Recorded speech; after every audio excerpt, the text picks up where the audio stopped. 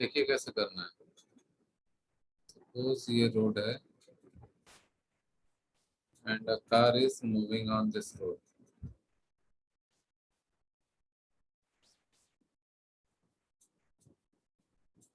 Its initial speed is given 54 kilometre per hour. तो kilometre per hour को metre per second में बदलने के लिए हम लोग क्या करते हैं, 5/18 से मल्टीप्लाई कर देते हैं, तो ये मीटर पर सेकंड में चला आता है। ये आ जाएगा 15 मीटर पर सेकंड। अब क्वेश्चन ये है कि find the distance moved by the car. यहाँ से कितना दूर जाके फाइनल वेलोसिटी, यहाँ आके कहीं पे वेलोसिटी 0 हो जाएगी।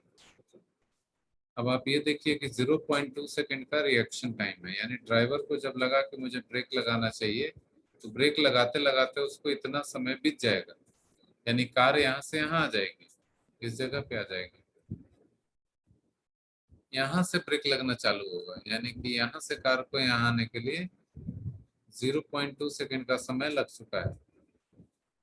यहाँ पे ब्रेक्स आ रहा हूँ, उसके बाद से डिसलरेशन चालू हो गया 6 मीटर पर सेकेंड स्क्वायर का। डिसलरेशन का मतलब होता है negative acceleration, -6 metre per second square का एक्सेलरेशन। यानी ये 0.2 सेकेंड में ड्राइवर ने ये तय कर लिया कि मुझे ब्रेक लगाना है, ब्रेक लगाया नहीं लेकिन। तो पॉइंट एक्सक्यूज मी ए, सर। हाँ बोलो। सर एक बार फिर से आंसर भेजें सर। पॉइंट ए पे ड्राइवर ने सोचा कि मुझे ब्रेक लगानी चाहिए, और पॉइंट ए पे सोचा कि ब्रेक लगानी चाहिए, मगर ब्रेक लगाते लगाते कार पॉइंट बी पे पहुंच गया और सी पे जाके स्पीड 0 हो गई। तो हमें तो ए से सी तक का डिस्टेंस बताना है। We have to find this distance A C. Total distance कितना कार ने तय किया बिफोर इट स्टॉप्स। तो यहाँ से यहाँ तक का ये जो डिस्टेंस है इसको मान लेते हैं S1। This distance is S1। और यहाँ से यहाँ तक का डिस्टेंस मान लेते हैं S2। तो AC will be equal to S1 plus S2। S1 distance easily निकल जाएगा because car is running at constant speed of 15 metre per second. तो S1 की वैल्यू सीधी सीधी आ जाएगी वेलोसिटी इनटू टाइम से। वेलोसिटी इज 15 और टाइम है 0.2 सेकेंड, तो ये आ गया 3 मीटर्स का डिस्टेंस आया। और S2 कैलकुलेट करने के लिए बेस्ट उपाय है d² equals u² plus 2x। Final velocity 0, initial velocity u² का मतलब है 15² प्लस 2, एक्सेलरेशन इज -6,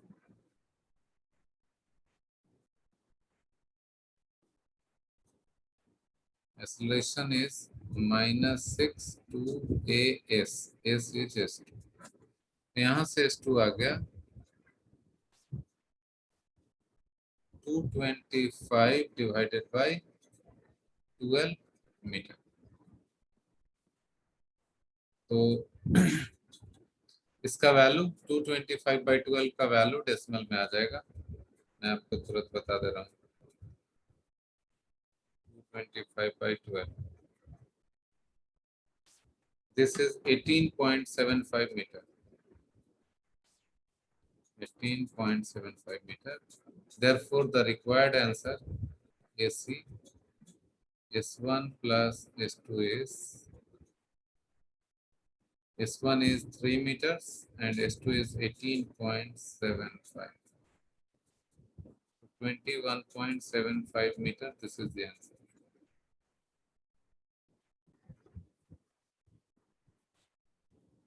एक छोटा सा टॉपिक है जो 9th क्लास में भी आप पढ़ चुके हैं, that is called motion under gravity.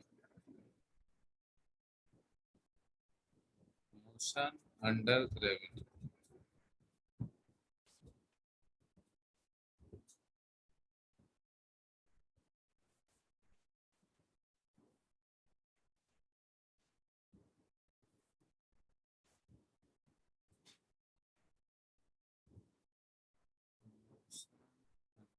Gravity.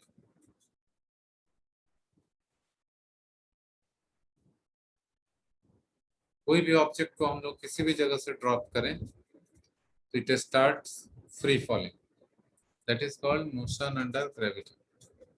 अब 9th क्लास में कुछ आपको ट्रिक्स बताए गए हैं कि अगर कोई ऑब्जेक्ट नीचे की तरफ जा रहा हो तो जी को क्या लेना है, और अगर ऊपर की तरफ जा रहा हो तो जी की वैल्यू क्या लेना है। आप लोगों ने 9th क्लास में ऐसा पढ़ रखा है कि जी का वैल्यू कब निगेटिव लेना चाहिए और कब पॉजिटिव लेना चाहिए। आप में से किसी को मालूम है तो बताइए, जब कोई ऑब्जेक्ट नीचे की तरफ जा रहा हो तो जी की वैल्यू निगेटिव लेंगे या पॉजिटिव, पॉजिटिव। और ऊपर जाएगा तो निगेटिव। तो नेगेटिव। ये 9th क्लास में बताया गया है कि when object is moving in downward direction तो जी का वैल्यू आपको निगेटिव लेना है, यानी -g लेना है, और जब ऊपर की तरफ जा रहा है तो जी पॉजिटिव लेना है। लेकिन इस ये 9th क्लास की बात है, क्योंकि 9th क्लास में वेक्टर वगैरह आप नहीं पढ़ते हैं, तो it is all right. 9th class में ये सिखाया गया था अप्रोच। मगर अब एक यूनिवर्सल बात क्या है वो समझिए पहले। एक यूनिवर्सल ट्रूथ क्या है कि कोई भी ऑब्जेक्ट हो, एनी ऑब्जेक्ट,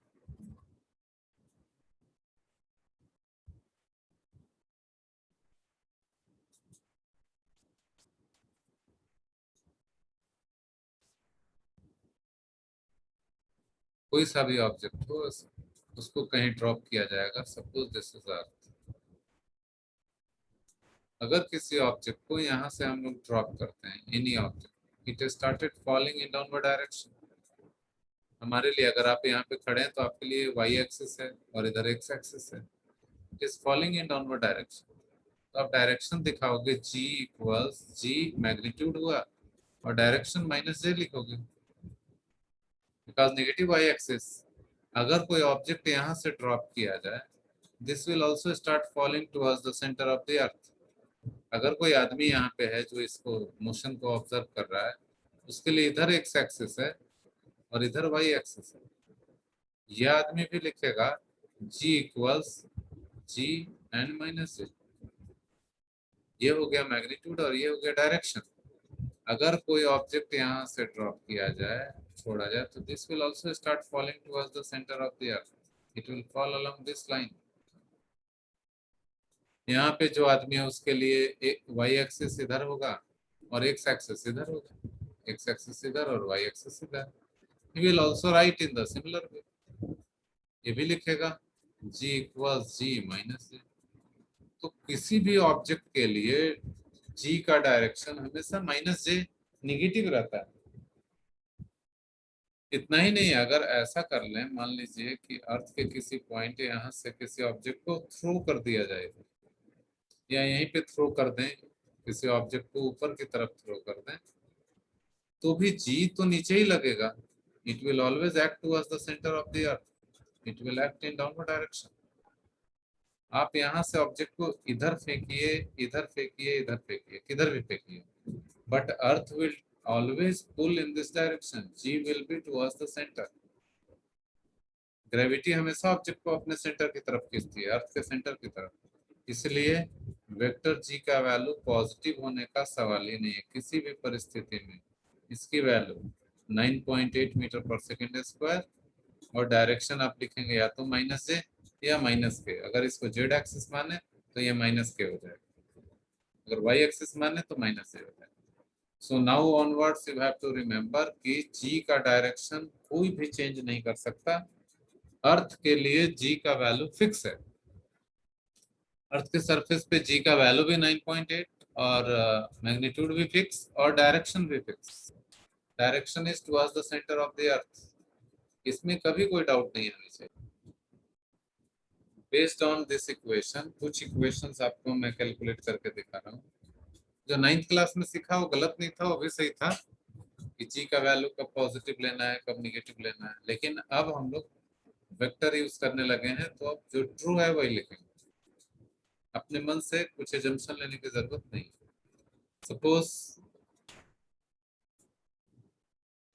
सपोज यहाँ पे एक ऑब्जेक्ट है और ये ग्राउंड है। इस ऑब्जेक्ट को ऊपर की तरफ थ्रो कर दिया जाए u वेलोसिटी से, और इसकी हाइट है h,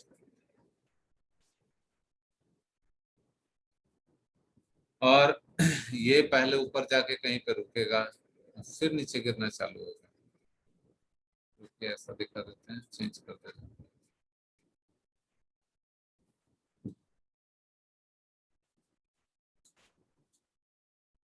ऐसा कंसीडर करते हैं कि ऑब्जेक्ट यहाँ से थ्रो किया गया है,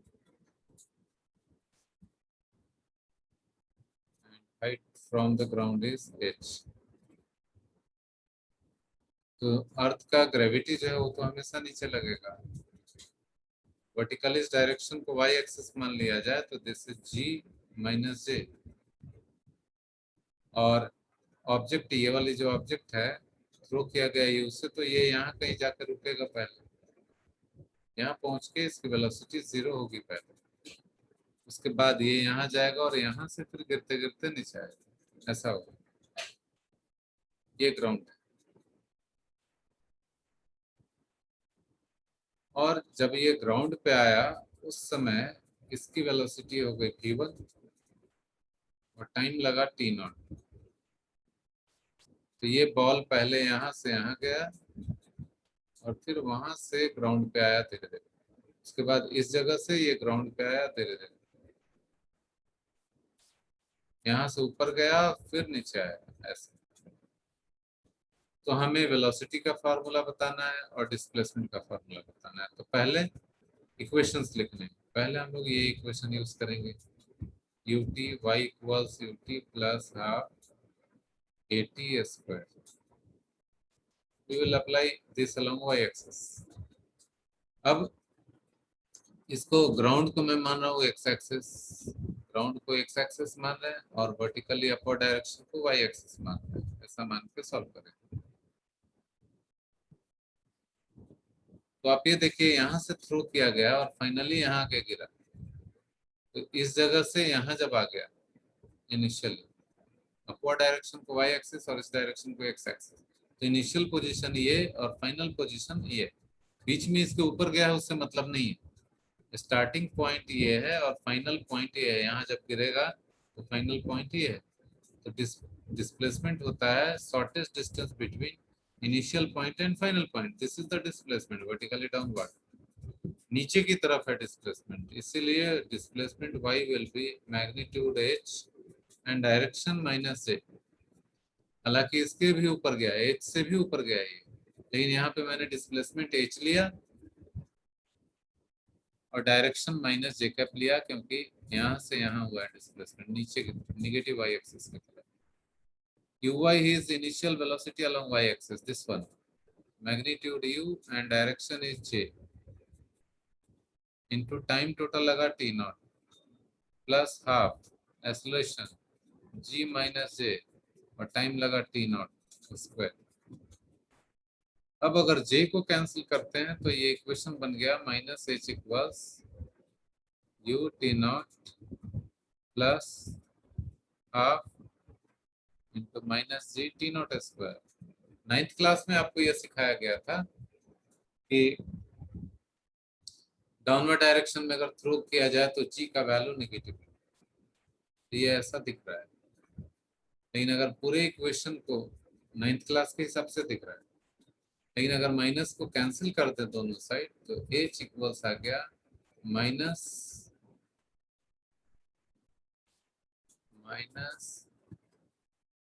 you T naught plus half G T naught square, ऐसा दिख रहा है।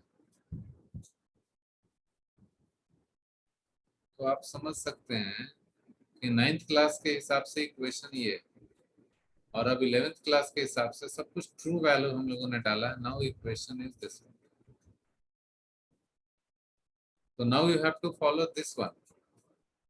9th क्लास वाले ट्रेंड को अब बंद कर दे, निकालना है। ये वेलोसिटी v1 का वैल्यू पता करना है कि ग्राउंड को टकराने के टाइम पे वेलोसिटी कितनी है, तो हम लोग इस इक्वेशन का इस्तेमाल कर सकते हैं। क्योंकि v होता है u प्लस at, तो y एक्सिस के along we can apply this expression. v1 is final velocity, magnitude है v1 और डायरेक्शन देखिए नीचे की तरफ है, तो डायरेक्शन लेंगे माइनस से।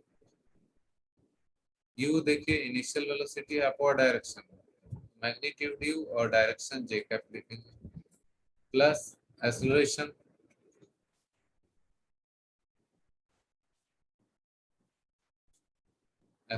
लेंगे g और डायरेक्शन माइनस से और टाइम लगा t नॉट। इस एक्सप्रेशन में अगर j को कैंसिल करते हैं तो इक्वेशन आएगा minus v1 equals u minus gt, और अगर माइनस को भी कैंसिल कर दिया जाए तो v1 वेलोसिटी आएगी minus u plus gt।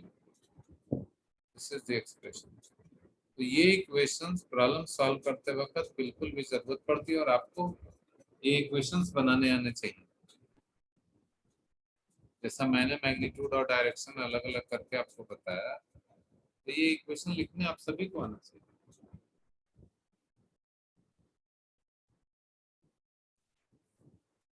Next example जो ले रहे हैं बिल्कुल अभी जो एग्जाम्पल था उसी का reverse. If we throw the object in downward direction with same velocity u और ground यहाँ, तब वही दोनों इक्वेशन फिर क्या बनेगा? u वेलोसिटी से थ्रो किया गया डाउनवर्ड डायरेक्शन में, you can see, अब ये ऑब्जेक्ट आ गया है यहाँ,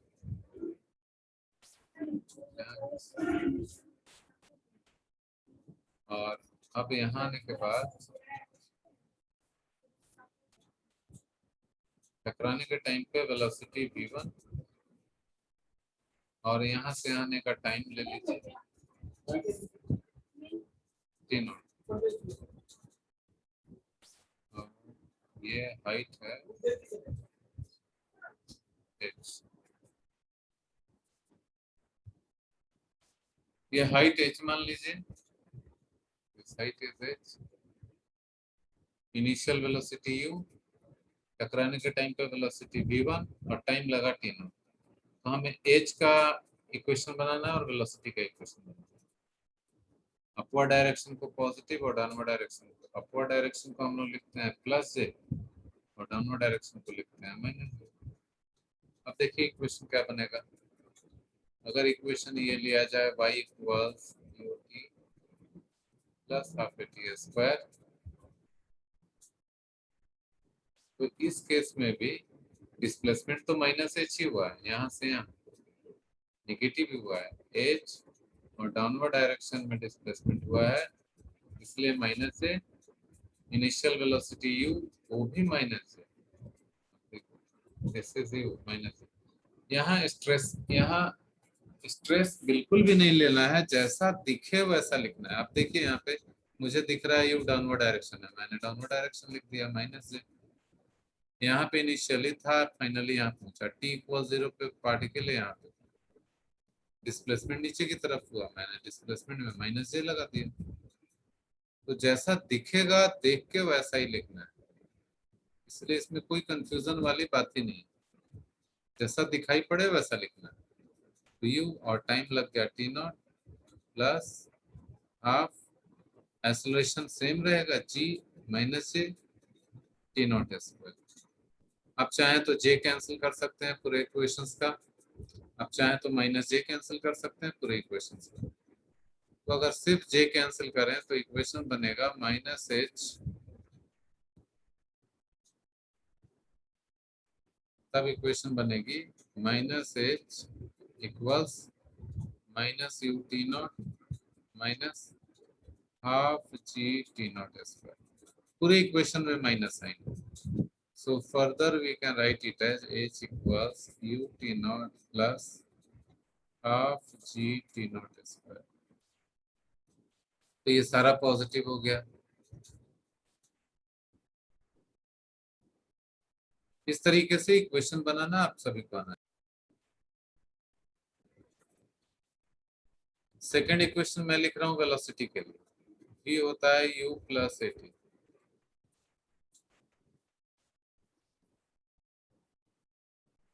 कतराने के time final velocity is v1, तो it is v1 and direction is minus a। देखिए मुझे यहाँ क्लियर दिख रहा है कि ball is moving downward, so minus a। और यहाँ पे क्लियर दिख रहा है कि it is thrown in downward direction also, so u भी माइनस a और v1 भी माइनस a, और एक्सेलरेशन नेगेटिव है ही माइनस a, इनटू टाइम लगा t नॉट।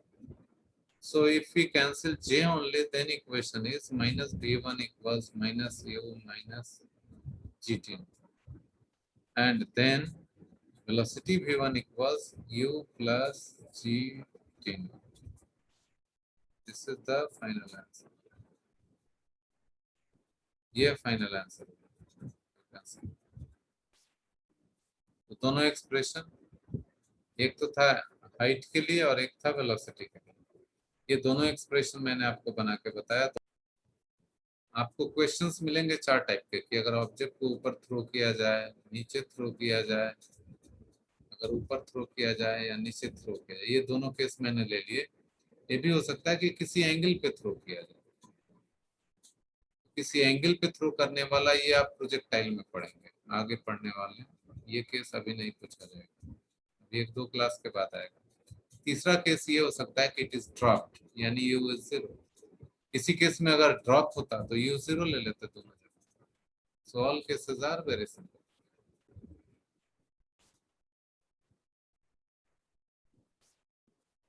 देखिए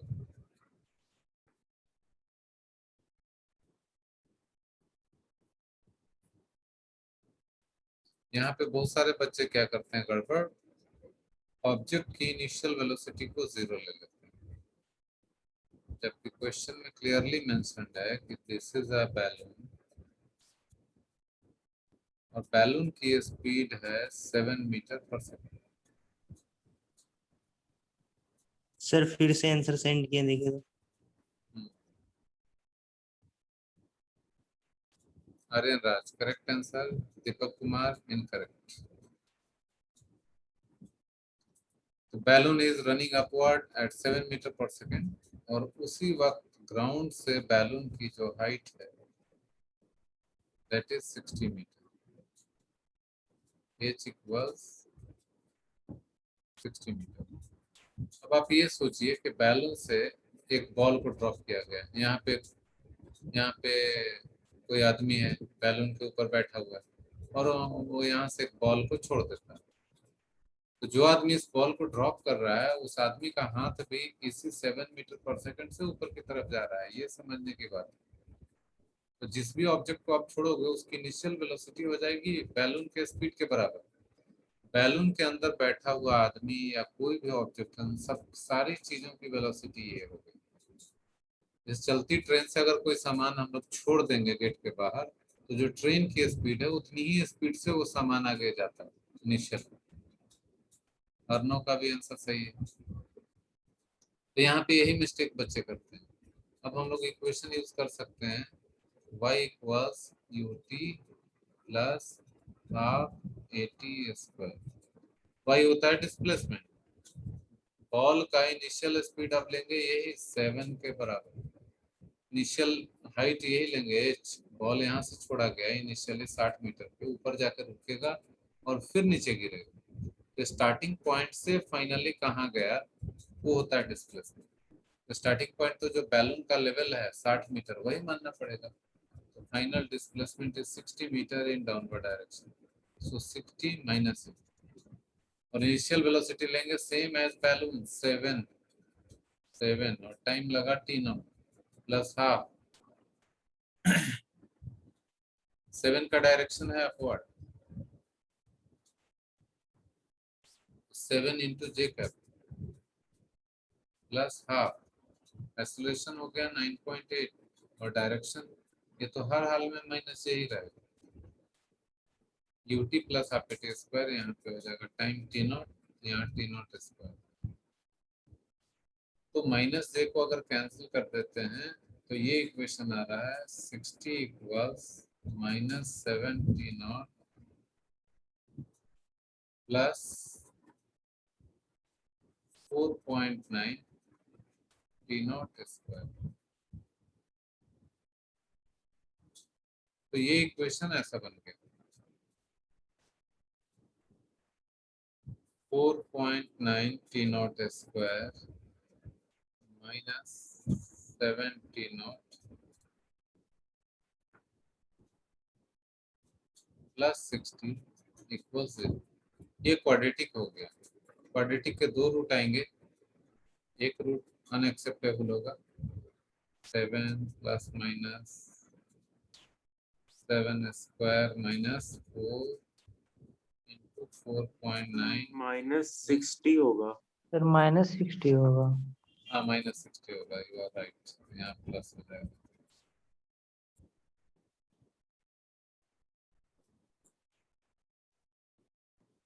Here it is -60, right? तो 7 प्लस माइनस बी स्क्वायर हो गया 4 इंटू ए इंटू सी, तो plus sign divided by 2 into 4.9। कितना सेकेंड, इसको थोड़ा सिंप्लीफाई करना होगा। 7 से वी कैन कैंसिल ऑल्सो, 7 से हर जगह अगर कैंसिल करें तो ये देखिए क्या आ जाएगा।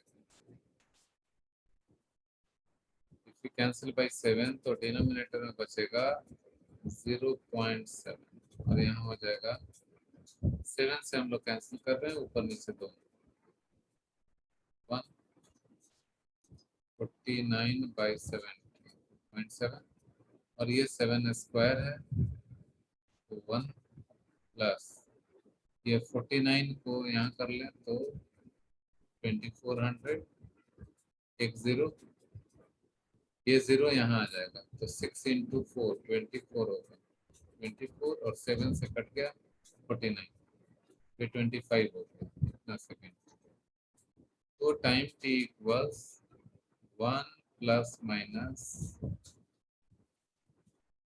5 डिवाइडेड बाई 1.4 सेकेंड।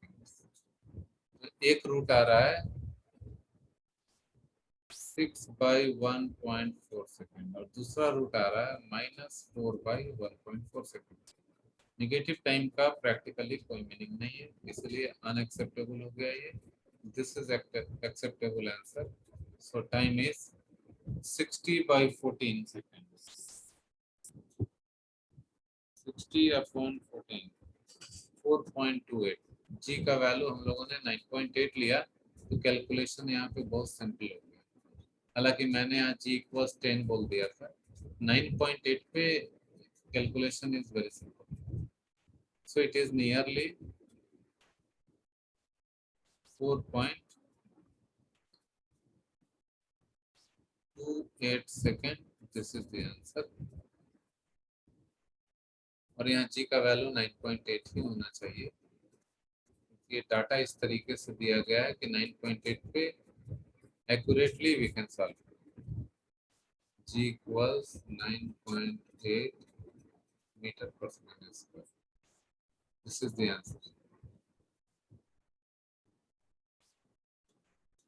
देखिए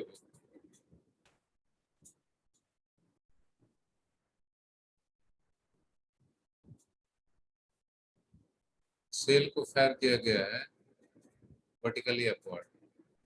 सपोज ये ग्राउंड है, यहाँ से सेल को अपवर्ड डायरेक्शन में फायर किया गया।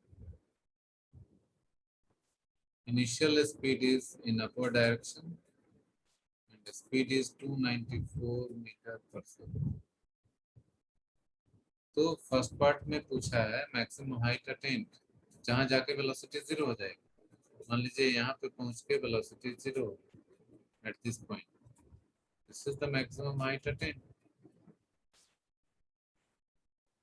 तो हम लोग यहाँ पे इक्वेशन यूज करेंगे y equals ut plus half AT square. तो फाइनली ये जहाँ पे भी जाके रुका, इसमें तो टाइम नहीं मालूम है, इससे टाइम पता चलेगा पार्ट बी का।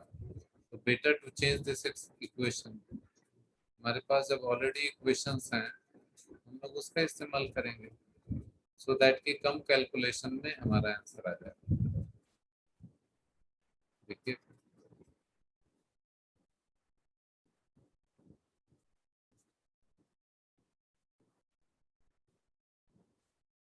we can make use of this relation a square equals u square plus 2s, तो इससे तुरंत काम हो जाएगा। a square is 0, u square को अभी वैल्यू नहीं डालते हैं, प्लस 2 आइसोलेशन हो जाएगा माइनस। ये स्केलर इक्वेशन लिख रहे हैं स्केलर फॉर्म में, तो जी हमेशा नेगेटिव लिखते हैं। 2as s इज y की जगह h लिखते हैं मैक्सिमम हाइट। देयरफॉर ये स्टैंडर्ड फार्मूला है मैक्सिमम हाइट का फ्री फॉल में, u square by 2g। Motion under gravity में this is standard formula to attain maximum height, और ये इक्वेशन आप प्रोजेक्टाइल मोशन में दोबारा पढ़ेंगे। Maximum height attained equals initial velocity square by 2g। यहाँ पे वैल्यू डाल देना है 294 इंटू 294 डिवाइडेड बाय 2 इंटू 9.8। 9.8 से शायद ये एग्जैक्टली कैंसिल हो जाएगा और आपको एग्जैक्ट आंसर आ जाएगा 4410। This is the final answer 4410 metre. Part B के लिए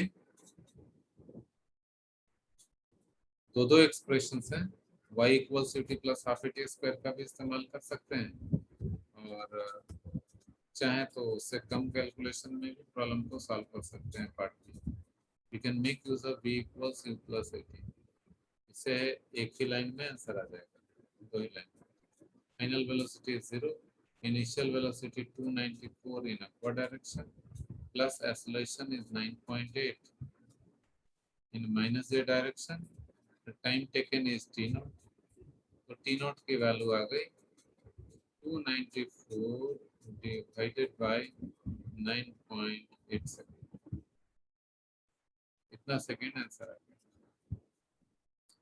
ये आता है सब लोगों ने, आप लोगों ने सॉल्व किया है, कितना सेकेंड आता है इसको सॉल्व करने पे? 30।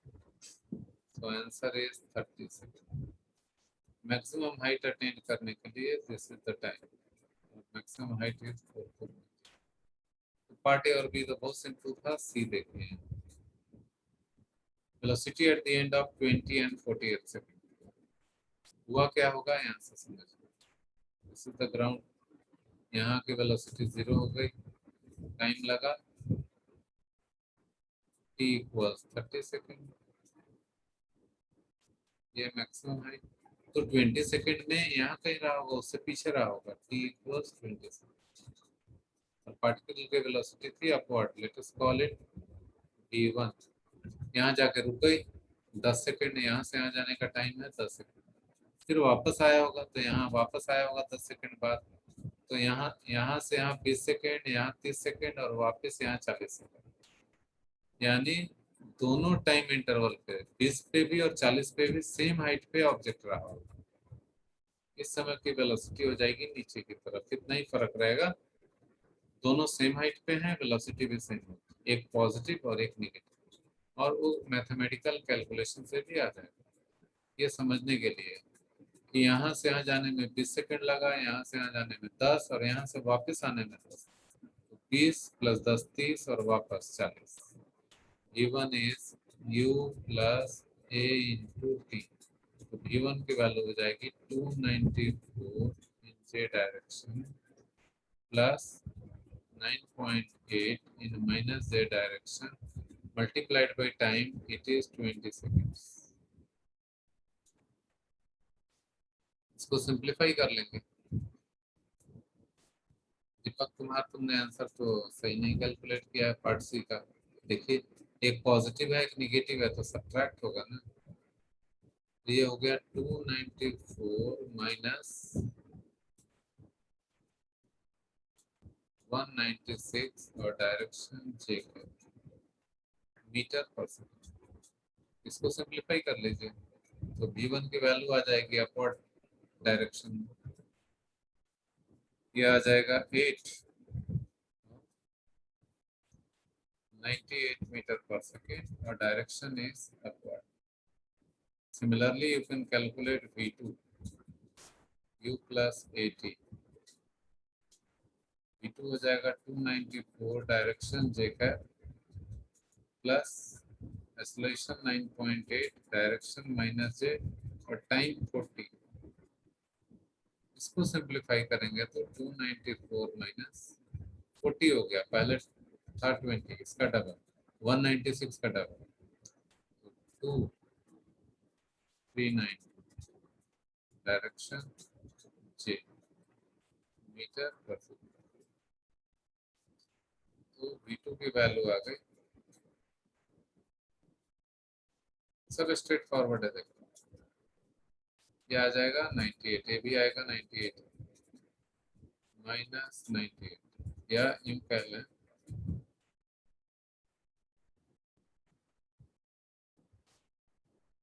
V2 की वैल्यू आ जाएगी 98 और direction minus metre. This is the answer. 20 second के बाद प्लस 98 और 40 सेकंड के बाद माइनस 98। ये सेल था, यहाँ से फायर किया गया यू वेलोसिटी से, तो ये मैक्सिमम हाइट पे जाके स्टॉप हो गया, ये 0। तो ये हाइट हम लोगों ने पार्ट ए में कैलकुलेट किया। ये height I h equals 4410 metre, और उसके बाद यहाँ जाने का समय लगा 30 तो 20 सेकंड के टाइम पे वो यहाँ रहा होगा, और यहाँ पहुंचा 30 सेकंड पे वेलोसिटी 0, फिर 40 सेकंड पे यहीं आ गया। तो 20 सेकंड में ऊपर जा रहा था v1 वेलोसिटी से, 40 सेकंड के बाद नीचे आ रहा था v2 वेलोसिटी से। तो यहाँ से यहाँ पहुंचना हुआ 20 में, यहाँ से यहाँ जाने में 10, और यहाँ से वापस आने में 10, वही मैंने यहाँ लिखा। 20 30 10 वापस आया 40 सेकंड, और सेम हाइट पे है तो v1 और v2 का मैग्नीट्यूड बराबर ही आया। v1 और v2 का मैग्नीट्यूड दोनों इक्वल आया 98 मीटर पर सेकंड। डायरेक्शन सिर्फ अपोजिट आया।